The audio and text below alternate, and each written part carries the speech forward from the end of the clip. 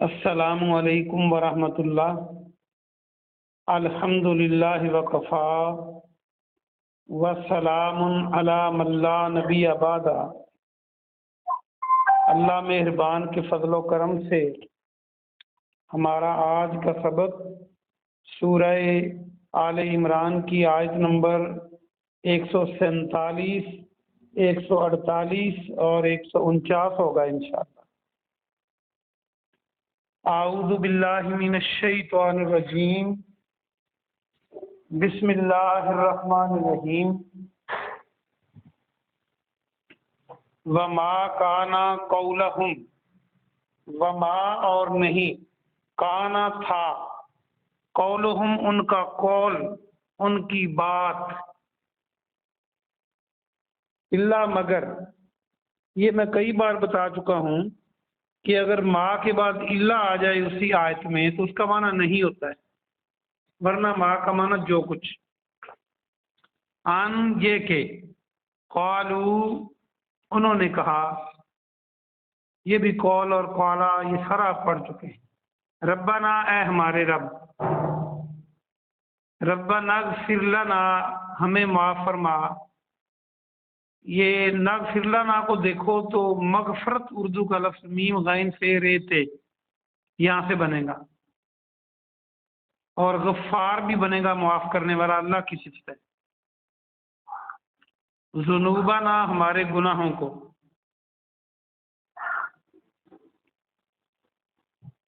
و اسرافنا اور ہماری زیادتیوں کو۔ اسراف کو، اسراف کو یاد رکھنے کے لیے یہ جو فضول خرچی ہوتی ہے، اسراف کرنا، الف سین رے الف فے، اردو میں ہم کہتے ہیں زیادہ خرچ کرنا اسراف، اور یا صرف کرنا، سین رے فے صرف کرنا، لگانا، خرچ کرنا۔ تو یہ زیادتی اس کا معنی اس لیے بنتا ہے کہ جو اسراف ہے وہ زیادہ چیز کو ہی کہتے ہیں۔ جب چیز زیادہ ہوگی تو تبھی وہ زیادتی ہوگی۔ فی امرنا ہمارے کام میں، ہمارے امر میں، وثبت اور تو ثابت قدم رکھ، ثبت ثابت رکھ۔ ثبت کو دیکھیں تو سے الف بے تے ثابت۔ اقدامنا ہمارے قدم، قدم کی جمع اقدام۔ وانصرنا اور تو ہماری مدد فرما، نصرت فرما۔ نصر اور نصیر آپ پہلے پڑھ چکے ہیں۔ علی القوم الکافرین، کافروں کی قوم پر۔ اب اس کا با محاورہ ترجمہ سنیں۔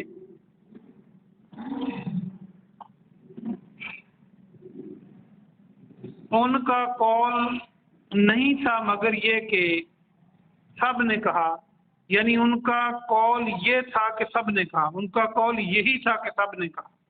ان کا قول نہیں تھا مگر کا مطلب یہ ہے، ان کا قول یہی تھا کہ سب نے کہا، اے ہمارے رب ہمیں معاف، ہمارے گناہ معاف فرما، ہماری زیادتیوں کو اپنے کام میں معاف فرما، ہمیں قدم ثابت قدم رکھ، اور ہماری مدد فرما، ہماری کافروں کے مقابلے میں، کافر قوم کے مقابلے میں ہماری مدد فرما۔ فآتاہم اللہ، پس اللہ نے عطا کیا، اللہ نے دے دیا۔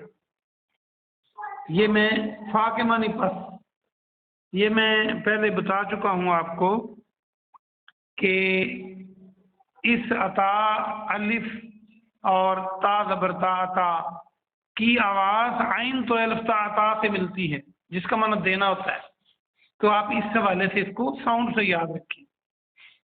فآتاہم اللہ، پس اللہ نے عطا کر دیا، دے دیا، ثواب الدنیا، دنیا کا ثواب، دنیا کا بدلہ، وحسنہ اور بہت خوب، حسن والا، خوبصورت، بہترین ثواب، بالآخرہ آخرت کا بدلہ۔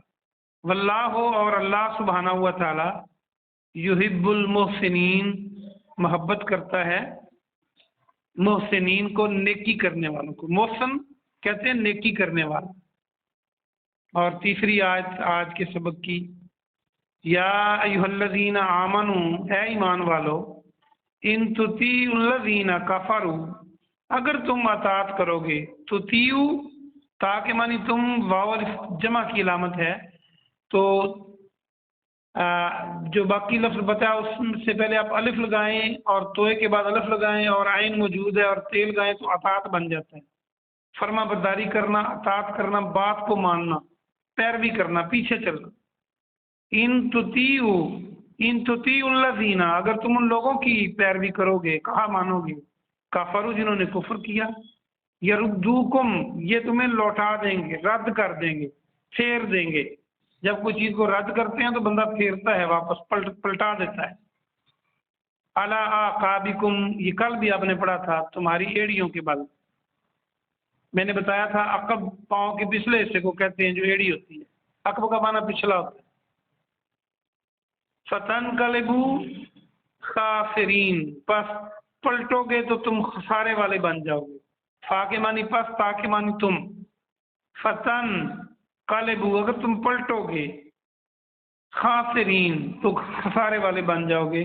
با محاورہ ترجمہ سنیں اس کا، اے ایمان والو، اگر تم کافروں کی بات مانو گے، کافروں کا کہا مانو گے، ان کے پیچھے چلو گے، تو وہ تمہیں تمہاری ایڑیوں کے بل الٹا دیں گے، پھیر دیں گے، اور تم پلٹو گے تو خسارے والے بن جاؤ گے۔ یہ آج کی 3 آیتیں تھیں۔ آئیے ہم اس کا با محاورہ ترجمہ تو دیکھ لیا، اس کی ہم تفسیر دیکھتے ہیں۔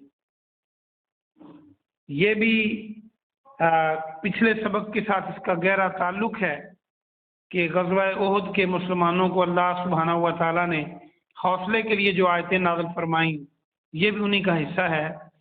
اللہ فرما رہا ہے کہ جو پہلے نبیوں کے ساتھ ان کے ساتھی اللہ والے لڑے تھے، کافروں کے ساتھ اپنے پیغمبروں کی حمایت میں، انہوں نے کیا کیا تھا، ان کی بات کو اللہ سبحانہ و تعالیٰ وحی کے ذریعے بتا رہا ہے تاکہ مسلمان بھی اس طرف پلٹیں۔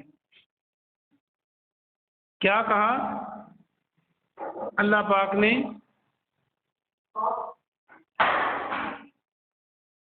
کہ ان کا قول نہیں تھا مگر یہ کہ وہ سب نے کہا، اے ہمارے رب ہمارے گناہ معاف فرما۔ یعنی انہوں نے یہ بات کہی کہ ہمارے گناہ معاف فرما۔ اب اللہ سبحانہ و تعالیٰ سے مشکل وقت میں جب کڑا وقت آ جائے تو کیا کرنا چاہیے؟ اپنے گناہوں کی معافی مانگنی چاہیے۔ اب دیکھیں میدان احد میں مسلمان کوئی گناہ نہیں کر رہے تھے، لیکن اللہ فرما رہا ہے کہ انہوں نے استغفار اللہ سے مانگا، معافی مانگی، مغفرت مانگی۔ تو استغفار کرنے کے بڑے فائدے احادیث میں مذکور ہیں۔ جو بندہ استغفار کرتا ہے اللہ اس کو فتح عطا کرتا ہے، اللہ اس کو ثابت قدم رکھتا ہے، اللہ اس کے رزق میں اضافہ کرتا ہے۔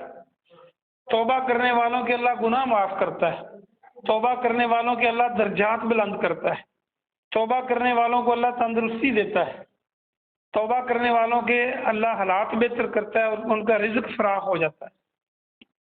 تو بہت ساری یہ خوشخبریاں ہیں گناہوں کی معافی مانگنے والوں کے لیے۔ تو ہمیں اپنی لغزشوں سے معافی مانگنی چاہیے، اللہ سے لغزشوں کی۔ اور آگے فرمایا کہ جو ہم نے اپنے کاموں میں زیادتی کی اس کو بھی معاف فرما۔ یقیناً ہم اسراف کر جاتے ہیں، زیادتی کر بیٹھتے ہیں، تو اپنی حدود سے باہر نکل جاتے ہیں۔ کیونکہ اللہ نے جن اور انسان کو اختیار دیا ہے تو وہ اپنے اختیار کا غلط استعمال کر بیٹھتا ہے، تو یہ اللہ سے معافی مانگنی ہے۔ اور فرمایا کہ ہمارے قدموں کو ثابت قدم بنا دے، ہمیں ثابت قدم رکھ۔ تو گویا کون میدان جنگ میں حوصلہ دیتا ہے، ثابت قدم رکھتے ہے اللہ۔ اگر اللہ ثابت قدم نہ رکھے تو انسان کی قوت کچھ نہیں کر سکتی۔ اور کافروں پر ہماری مدد فرما۔ کس سے مدد مانگی؟ اللہ سے مدد مانگی۔ ثابت قدمی کس سے مانگی؟ اللہ سے مانگی۔ معافی کس سے مانگی؟ اللہ سے مانگی۔ ان ربانیوں نے جو پہلے نبیوں کے ساتھ کھڑے ہو کر کافروں سے لڑ رہے تھے، تو وَانْصُرْنَا عَلَى الْقَوْمِ الْكَافِرِينَ، وَانْصُرْنَا، ہماری مدد فرما۔ اگر یہ میدان جنگ ہو، تصور کی آنکھ سے دیکھیں تو آپ میدان میں کھڑے ہوں تو اللہ سے مدد مانگنی ہو تو کیا پھر آپ کہیں گے؟ یا اللہ مدد، یا کچھ اور کہیں گے؟ آپ اللہ کی مدد مانگیں گے، یا اللہ مدد کہہ کے، تاکہ اللہ کی نصرت، اللہ کی مدد پھر آ جائے۔ اور یہ سارا ثواب کا کام ہے، یہ سارا اللہ کو پسند ہے، یہ عبادت ہے۔ تو اس لیے ہم نے کیا کرنا ہے؟ یا اللہ مدد کہنا ہے، اللہ سے مدد مانگنی ہے۔ اگلی آیت میں فرمایا کہ اللہ نے پھر ان کو دنیا کا بدلہ بھی دے دیا اور آخرت کا بدلہ تو بہت بہتر دیا۔ جو اللہ کے در پہ آتا ہے، اللہ اس کو دنیا اور آخرت دونوں چیزیں عطا کرتا ہے، اور مانگنے والے کو چاہیے کہ وہ دونوں چیزیں مانگے۔ اور اللہ نے یہ اعلان بھی فرما دیا کہ اللہ نیکی کرنے والوں کو پسند کرتا ہے، محبت کرتا ہے ان سے۔ تو جو نیکی کرتے ہیں، دیکھیں یہ نیکی کے کام کروائے ہیں اللہ پاک نے۔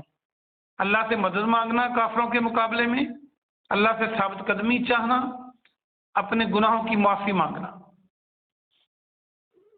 اور آج کی آخری آیت، آج کے سبق کی 149، اس میں اللہ سبحانہ و تعالیٰ نے مومنوں کو تنبیہ فرمائی ہے کہ اگر تم کفار کی بات کو مانو گے، اگر ان سے دوستیاں بڑھاؤ گے، اگر ان کے ورڈ آرڈرز کو مانو گے، اگر ان کے پروگرام اپنے ہاں نافذ کرو گے تو کیا ہوگا؟ یہ تمہیں ایڑیوں کے بل تمہارے دین سے پھیر دیں گے۔ آپ آج غور کریں، جتنے بھی کفر کے منصوبے ہیں وہ اسلام کو کس قدر کمزور کرنے کے ہیں، خواہ وہ یہودی ہوں، خواہ وہ عیسائی ہوں، خواہ وہ کوئی اور غیر مسلم ہو، وہ آپ کی قوت کو پارا پارا کرنے کے لیے کبھی فرقہ واریت پھیلاتا ہے، کبھی غلط فہمیاں پیدا کرتا ہے، کبھی معاشی جنگ کرتا ہے، کبھی اعصابی جنگ کرتا ہے، کبھی نظریاتی جنگ کرتا ہے۔ تو یہ ساری باتوں سے خبردار رہنا ہے ہمیں۔ ہمارا اپنا نظریہ ہے، ہمارے پاس دنیا کی اعلیٰ ترین کتاب ہے قرآن، ہمارے پاس دنیا کا سب سے بہترین پیغمبر ہے جناب محمد رسول اللہ صلی اللہ علیہ وسلم، ہمارے پاس دنیا کی بہترین قوم ہے، بس ہم نے جاگنا ہے اور دوسری قوموں کی نمائندگی کرنی ہے، نہ کہ ان کے پیچھے چلنا ہے۔ اور اگر تم پھر گئے، اللہ کہتا ہے، تو پھر گھاٹے پانے والے تم ہو جاؤ گے۔ دیکھیں اگر اللہ کو کوئی بھی نہ مانے، سارے شیطان کی طرح اللہ نہ کرے، نافرمان ہو جائے، تو اللہ کی بادشاہی میں فرق نہیں آتا۔ اگر سارے انتہائی نیک انسان بن جائیں تو اللہ کی بادشاہت بڑھتی نہیں ہے۔ اس لیے جو کچھ ہم کرتے ہیں وہ ہمارے اپنے لیے ہے۔ اللہ پاک سے دعا ہے کہ اللہ پاک آپ کو اور مجھے عمل کی توفیق عطا فرمائے۔ سبحان ربک رب العزت عما یصفون وسلام علی المرسلین والحمد للہ رب العالمین۔